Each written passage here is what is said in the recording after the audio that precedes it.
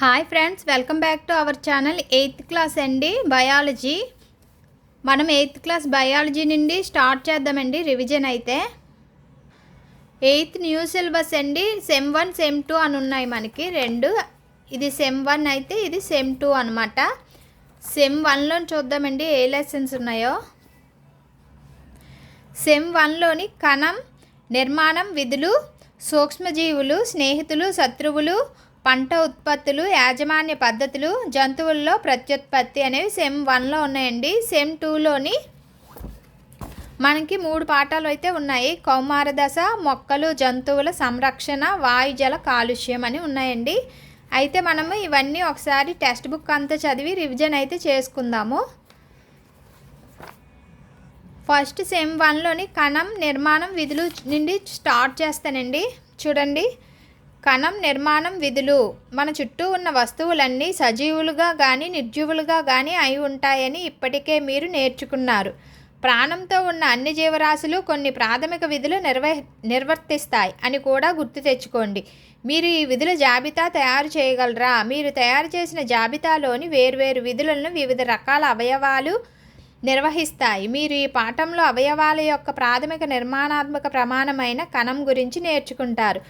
కణాలను ఇటుకలతో పోల్చవచ్చు. ఇటుకలను ఒకచోట పేర్చడం ద్వారా ఇంటిని నిర్మిస్తాం. అదేవిధంగా కణాలన్నీ కలిస్తేనే ప్రతిజీవి దేహం తయారవుతుంది. కణం ఆవిష్కరణ 1665వ సంవత్సరంలో రాబర్ట్ హుక్ సూక్ష్మదర్శినితో బెండు ముక్కలను పరిశీలించారు. బెండు అనేది చెట్టు బెరడులో ఒక భాగం. ఆయన బెండును పలుచగా తరిగిన తరువాత దాన్ని ఒక సూక్ష్మదర్శినిలో పరిశీలించారు. తరిగిన బెండు ముక్క గదులుగా లేదా అరలుగా విభజించబడి ఉండడాన్ని ఆయన గుర్తించారు. రాబర్ట్ హుక్చే పరిశీలించబడిన కణాలు.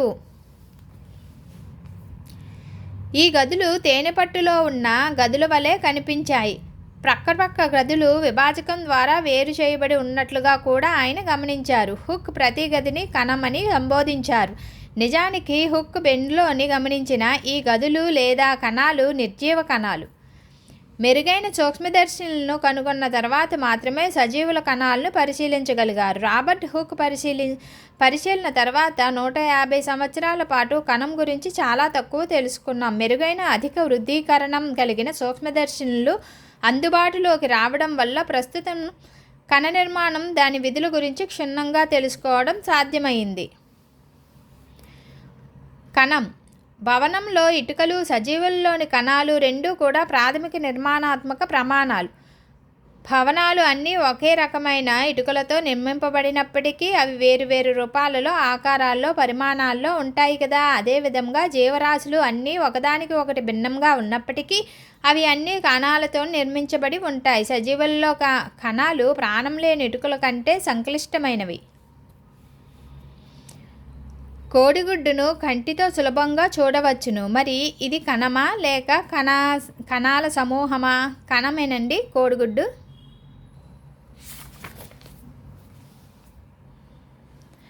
చూడండి, ఇక్కడైతే బొమ్మ ఇచ్చారు. ఇటుక గోడ, ఉల్లి పొరల కణాలు చూడండి ఒకలాగే ఉన్నాయన్నమాట. అందుకే ఈ రెండింటిని ఒకే విధంగా పోల్చారు. కోడిగుడ్డును ఏకకణానికి ఉదాహరణగా చెప్పొచ్చు. అంతేకాక అది సాధారణ కంటితో చూడగలిగేంత పెద్ద పరిమాణంలో ఉంటుంది. జీవులు కణాల యొక్క సంఖ్య, ఆకారం మరియు పరిమాణాల్లో వైవిధ్యం ప్రదర్శిస్తాయి. సజీవ కణాలను శాస్త్రవేత్తలు ఎలా పరిశీలిస్తారు, అధ్యయనం చేస్తారు? వస్తువులను పెద్దవి చేసి చూపించగల సూక్ష్మదర్శినులను వారు ఉపయోగిస్తారు. రంజనాలను ఉపయోగించి కణాల్లోని భాగాలను, రంగులను అద్ది కణం యొక్క నిర్మాణాన్ని క్షుణ్ణంగా అధ్యయనం చేయుచున్నారు. మిలియన్ల కొద్దీ సజీవులు ఉన్నాయి. వాటి ఆకారాలు, పరిమాణాలు కూడా వేరువేరుగా ఉన్నాయి. వాటి అవయవాలు కూడా ఆకారం, పరిమాణం మరియు కణాల సంఖ్యలో భిన్నంగా ఉంటాయి. అందులో కొన్నింటిని అధ్యయనం చేద్దాం. కణాల సంఖ్య. మీరు పొడవుగా ఉన్న చెట్టు, ఏనుగు వంటి పెద్ద జంతువుల్లో ఎన్ని కణాలు ఉంటాయో ఊహించగలరా? ఆ సంఖ్య మిలియన్లు, ట్రిలియన్లలో ఉంటుంది. మానవ దేహం భిన్న ఆకారాలు, పరిమాణం గల ట్రిలియన్ కణాలు కలిగి ఉంటుంది.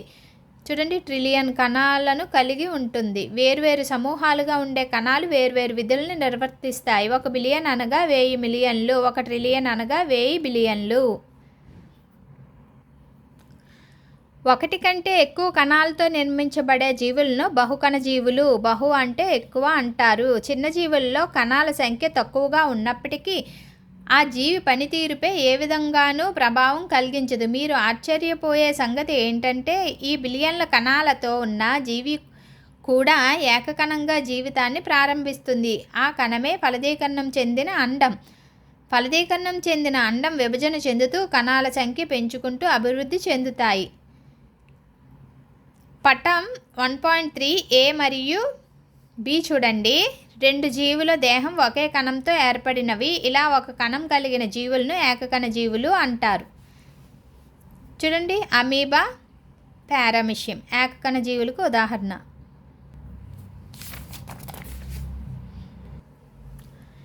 ఏకకణ జీవి కూడా బహుకణ జీవులు చేసే అన్ని అవసరమైన విధులను నిర్వహిస్తుంది. అమీబా వంటి ఏకకణ జీవి ఆహారాన్ని సంగ్రహిస్తుంది, జీర్ణం చేసుకుంటుంది, శ్వాసిస్తుంది, విసర్జిస్తుంది, పెరుగుతుంది, ప్రత్యుత్పత్తి జరుపుతుంది. బహుకణ జీవుల్లో ఇలాంటి విధులు ప్రత్యేక కణ సమూహంతో నిర్మితమై వివిధ కణజాలాలు నిర్వర్తిస్తాయి.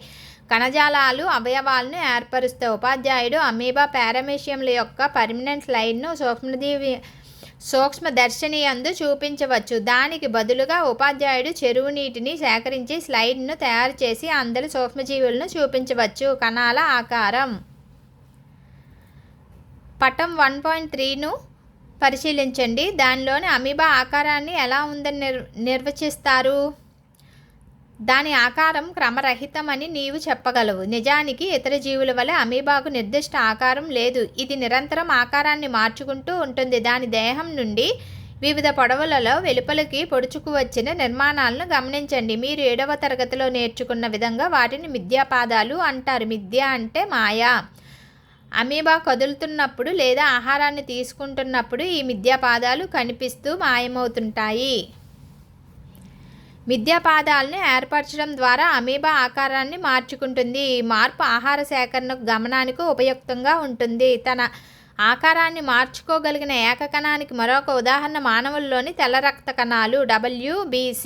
చూసారా, అమీబాలాగే ఇది కూడా ఆకారాన్ని మార్చుకుంటుంది. WBC తెల్ల రక్త కణాలు. తెల్ల రక్త కణాలు కేవలం కణాలు మాత్రమే కానీ అమీబా తన ఉనికిని చూపగల పూర్తి స్థాయి జీవరాశి. చూడండి, తెల్ల రక్త కణాలు కేవలం కణాలు మాత్రమే. కణం అదొక కణం అంతే. కానీ అమీబా మట్టుకు ఉనికిని చూపగల పూర్తి స్థాయి జీవరాశి అన్నమాట. రెండు తన ఆకారాన్ని మార్చుకుంటే కానీ అది కణము, ఇది జీవరాశి. మిలియన్ల కొద్దీ కణాలు ఉన్న జీవుల్లో నీవు ఏ ఆకారాన్ని ఊహిస్తావు? పటం 1.4 ABC మానవుల్లోని రక్త కణాలు, కండర కణాలు, నాడీ కణాలు వంటి భిన్న కణాలను చూపిస్తుంది. కణాల భిన్న ఆకారం వాటి యొక్క నిర్దిష్ట విధులతో ముడిపడి ఉంటుంది. చూడండి, ABC వర్తులాకారపు ఎర్ర రక్త కణాలు, కదురు ఆకారపు కండర కణం, దీర్ఘశాఖాయుత నాడీ కణం. సాధారణంగా కణాలు గుండ్రంగా కానీ వర్తులాకారంగా కానీ పొడవుగా కానీ ఉంటాయి. కొన్ని కణాలు పొడవుగా ఇరువైపులా మొనదేలి ఉంటాయి. అవి కదురు ఆకారాన్ని చూపిస్తాయి. కొన్ని నాడీ కణాలు లేదా న్యూరాన్ల వలె శాఖాయుతంగా ఉంటాయి. నాడీ కణాలు సమాచారాన్ని గ్రహించి ప్రసారం చేస్తాయి. తద్వారా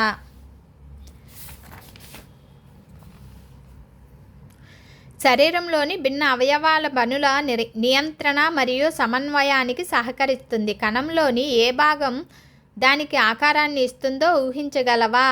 కణంలోని ఏ భాగం దానికి ఆకారాన్ని ఇస్తుందో ఊహించగలవా? కణంలోని భాగాలన్నీ ఒక పొరచే ఆవరించబడి ఉంటాయి. ఈ పొర వృక్ష, జంతు కణాలకు ఆకారాన్ని ఇస్తుంది.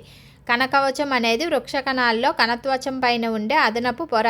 ఇది కణాలకు ఆకారాన్ని, దృఢత్వాన్ని ఇస్తుంది. బ్యాక్టీరియా కణాలు కూడా కణకవచాన్ని కలిగి ఉంటాయి. కణాల పరిమాణం. జీవరాశుల్లో కణాల పరిమాణం మీటర్లో మిలియన్ వంతు, మైక్రోమీటర్ లేదా మైక్రాన్ అంత చిన్నదిగా ఉండవచ్చు, లేదా సెంటీమీటర్ల అంత ఎక్కువ పరిమాణంలో కూడా ఉండవచ్చు. ఏమైనా చాలా వరకు కణాలు సూక్ష్మదర్శనంలో మాత్రమే కనిపించేంత పరిమాణంలో ఉంటాయి. సాధారణ కంటి చూపుతో కనిపించవు. వాటిని సూక్ష్మదర్శన సహాయంతో వృద్ధీకరణం చేసి లేదా పెద్దవిగా చేసి చూడాలి. అతి చిన్న కణం బ్యాక్టీరియాల్లో 0.1 నుండి 0.5 మైక్రోమీటర్ల పరిమాణంలో ఉంటుంది. అతిపెద్ద కణం వృషణపక్షి అంటే ఆస్ట్రిచ్ అండం 170 మిల్లీమీటర్ల నుండి 130 మిల్లీమీటర్ల పరిమాణంలో ఉంటుంది. ఒక కోడిగుడ్డును ఉడికించండి, పై పెంకును తొలగించండి. నీవు ఏమి గమనించావు? పసుపు రంగు భాగాన్ని తెల్లని పదార్థం ఆవరించి ఉంటుంది. తెల్లని పదార్థం ఆల్బుమిన్. గుడ్డును ఉడికించినప్పుడు అది గడ్డకట్టింది. పసుపు రంగు భాగం సొన. ఇది అన్నీ ఒకే కణంలో భాగాలు. ఈ కణాన్ని మీరు వృద్ధీకరణ పరికరాలను లేకుండానే పరిశీలించగలరు. ఏనుగులో ఉండే కణాలు ఎలుకలో ఉండే కణాల కంటే పెద్దవిగా ఉంటాయా?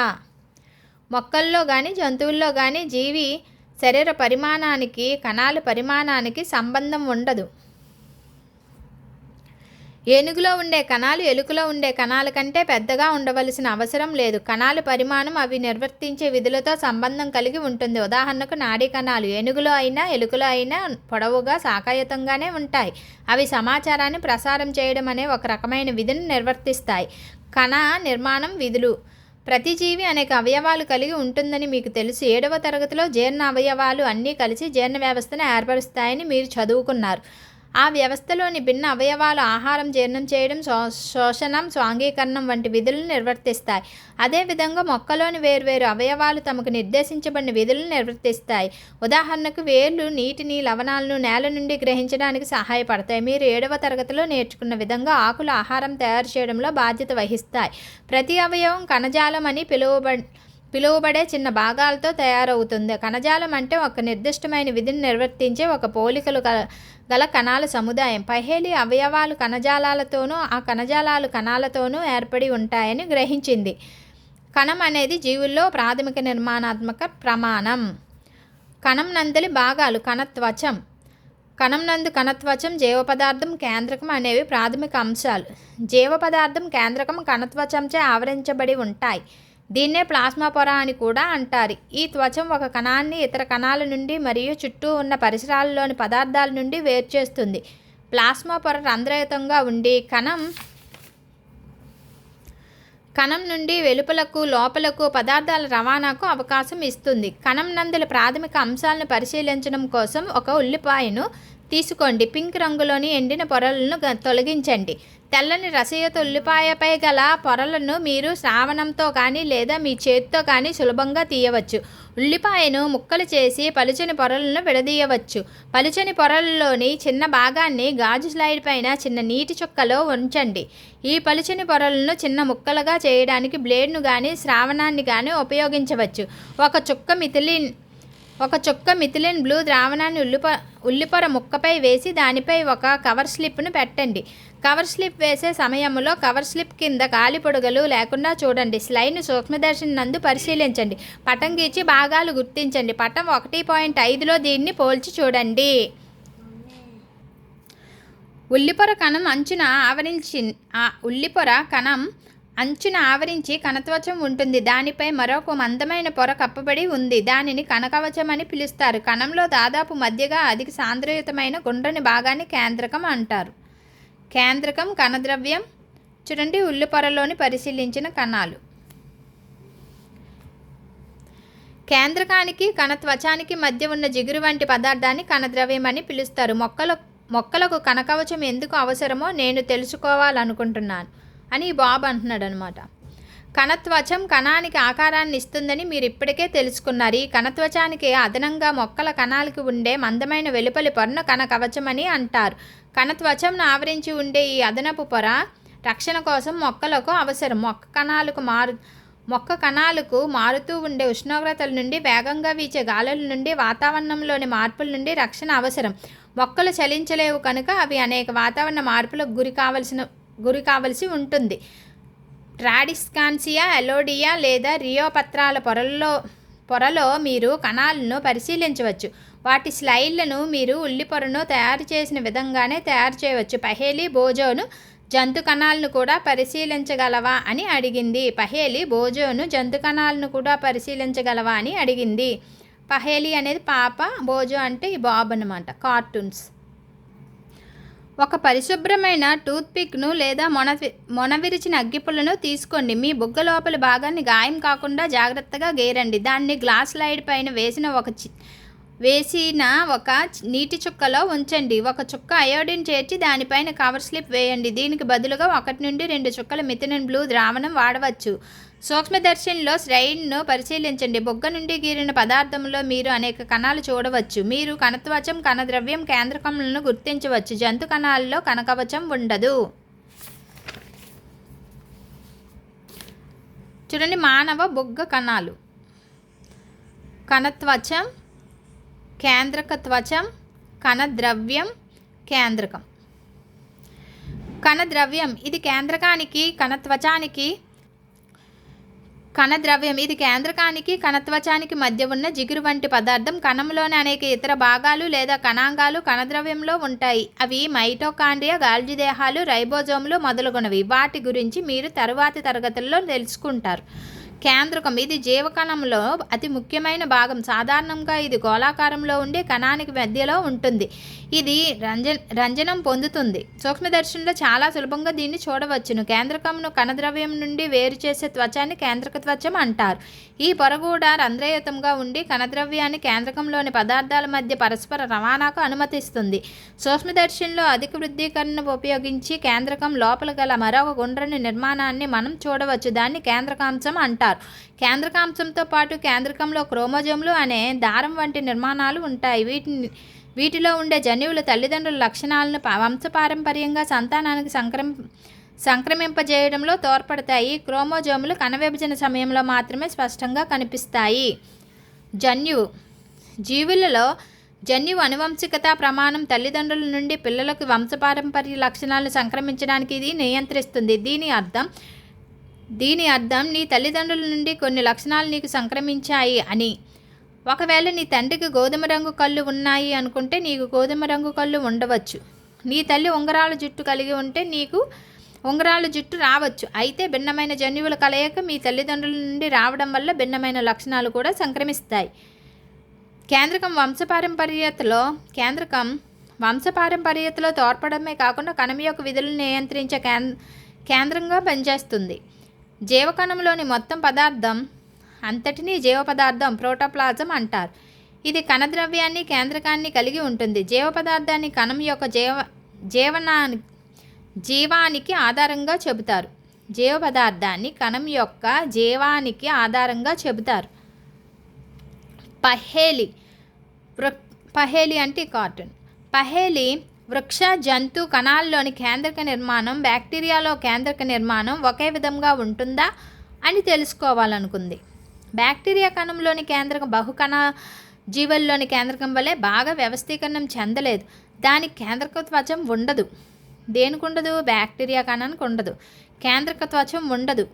కేంద్రక త్వచం లేకుండా కేంద్రక పదార్థంను కలిగి ఉండే కణాలను కేంద్రక పూర్వక కణాలు అంటారు. అటువంటి కణాలను కలిగి ఉండే జీవులను కేంద్రక పూర్వ జీవులు అంటారు. ప్రో అంటే ముందు, కార్యోన్ అంటే కేంద్రకం. ఉదాహరణకు బ్యాక్టీరియా మరియు నీలి ఆకుపచ్చ శైవలాలు, ఉల్లిపొర కణాలు, బుగ్గ కణాలు కేంద్రక త్వచంతో కూడిన పూర్తిగా వ్యవస్థీకరించబడిన కేంద్రకంను కలిగి ఉంటాయి. వీటిని నిజకేంద్రక కణాలు అంటారు. బ్యాక్టీరియాలు, నీలి ఆకుపచ్చ శైవలాలు తప్పించి మిగతా అన్ని జీవులు నిజకేంద్రక జీవులే. యు అంటే నిజ, కార్యోన్ అంటే కేంద్రకం.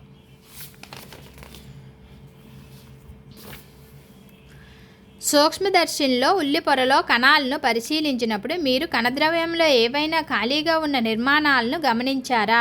వాటిని రిక్తికలు అంటారు. ఇవి ఉల్లిపొర కణంలో వల్లే ఒకటే పెద్దదిగా ఉండవచ్చు, లేదా బుగ్గ కణం వలె చిన్న రిక్తికలుగా ఉండవచ్చు. పెద్ద రిక్తికలు వృక్ష కణాల్లో సహజం. జంతు కణాల్లో రిక్తికలు చాలా చిన్నవి. మీరు ట్రాడిస్కాన్సియా ఆకులలోని కణాల కణద్రవ్యంలో సూక్ష్మంగా వర్ణయుతంగా ఉన్న అనేక నిర్మాణాలను గమనించవచ్చు. అవి ఆకు కణాల కణద్రవ్యం అంతటా విస్తరించి ఉంటాయి. వాటిని ప్లాస్టిడ్లు అంటారు.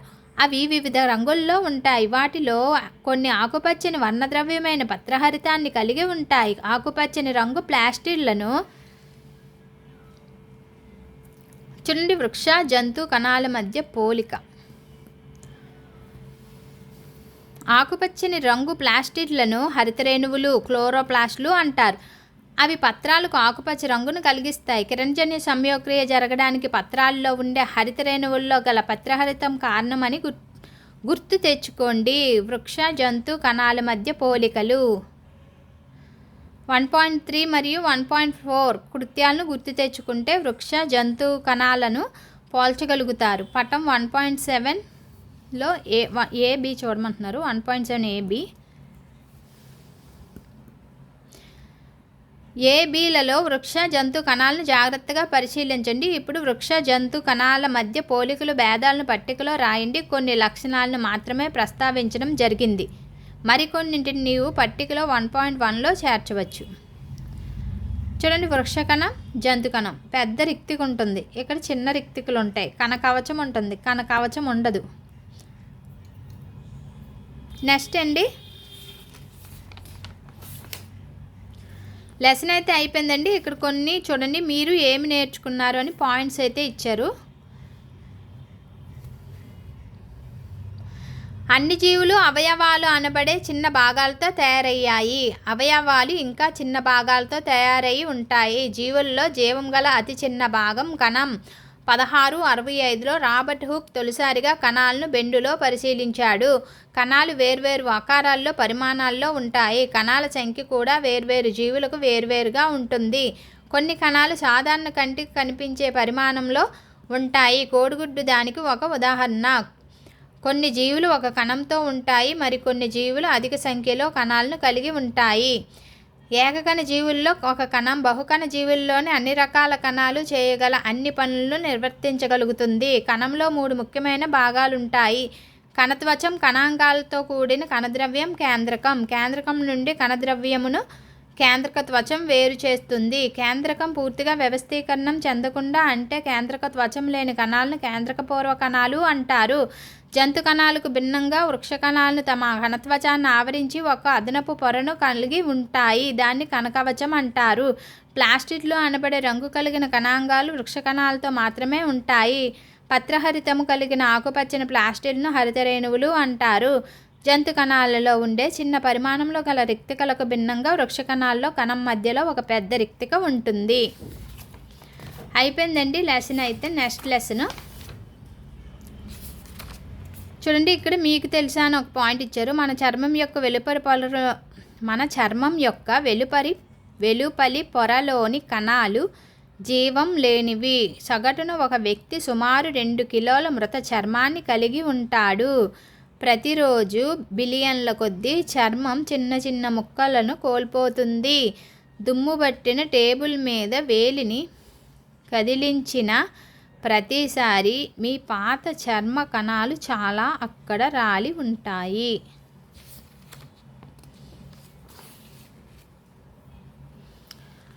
చూడండి. సూక్ష్మజీవులు సెకండ్ లెసన్ వచ్చి స్నేహితులు, శత్రువులు. ఈ వీడియో మీకు నచ్చినట్లయితే లైక్ చేయండి. Bye friends.